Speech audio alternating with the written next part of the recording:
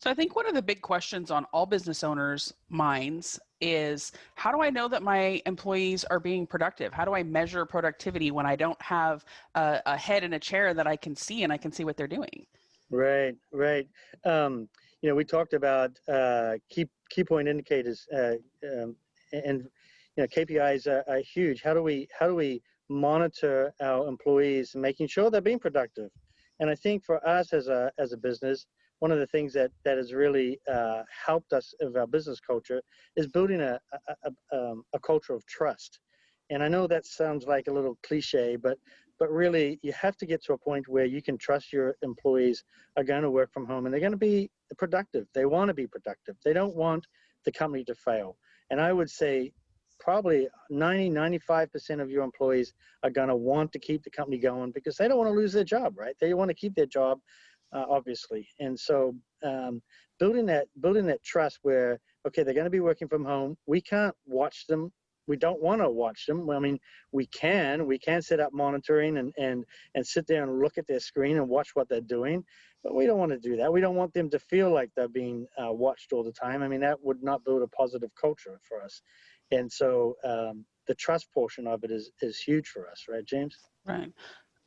And I would agree that it starts with trust, but verify. And so for us, working from home worked because we started with a culture of trust, but we also had the key performance indicators in place to measure productivity and make sure that people are maintaining their levels of productivity. Because we've seen that, this working from home situation or stay-at-home orders have had an emotional impact on people that we weren't necessarily anticipating. It's been a little bit of a roller coaster. Some job positions lend themselves more easily to measuring performance and productivity than others. I mean, we have a service desk. You've got people there who are responding to support tickets on an ongoing basis. And if the support tickets aren't being addressed, it's pretty obvious. If one person is kind of drifting off, the rest of that team can tell, this individual is struggling over here. The number of tickets processed per day, the response times are relatively easy to measure. There are other job positions where it's a little bit trickier. With salespeople, same type of a thing. You can measure the number of calls that are being made. I mean, there are key performance indicators you can put in place to see, are people getting things done, and you can measure the results. I think that's the shift, Chris. You said old school.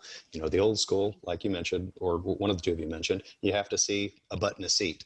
And if I don't see the butt in a seat, then they must not be working. Well, modern management technology or techniques now, it's different than that. It's measuring results. And that is a shift for a lot of people. And that is one of the things that makes work from home scary. Yeah, some of the key performance indicators could be things like how many tickets are they processing in a day? How many phone calls are they making in a day? Or how many phone calls are they receiving in a day? The challenge, of course, is that we have some of our and some of our employees, that's easy to track, right? Easy to measure, easy to see.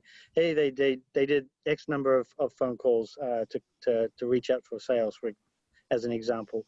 But some of them are different. An example might be our triage desk.